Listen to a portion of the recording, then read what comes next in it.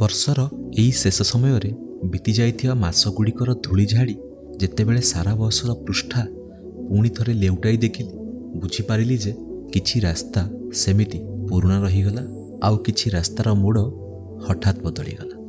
ଜୀବନ ଏହି ବର୍ଷ ମଧ୍ୟ ତା ନିଜ ଶୈଳୀରେ ଶିକ୍ଷା ଦେଲା। କେବେ ପଛରୁ ଧରି ରଖିଲା ତ କେବେ ଧକ୍କା ଦେଇ ଆଗକୁ ବଢ଼ିବାକୁ ଦେଲା। ହଁ, କିଛି ଖୁସି ମିଳିଲା ଯେଉଁଗୁଡ଼ିକ ଏବେ ବି ସେଇ ପୁରୁଣା ସ୍ମୃତିକୁ ଆଲୋକିତ କରୁଛି। କିନ୍ତୁ କିଛି ଚେହେରା ସବୁଦିନ ପାଇଁ ହଜିଗଲା। କିନ୍ତୁ ସେମାନଙ୍କ ଜାଗା ଖାଲି ଥାଇ ବି ସେମାନେ ସହଯାତ୍ରୀ ହୋଇ ଚାଲିଛନ୍ତି।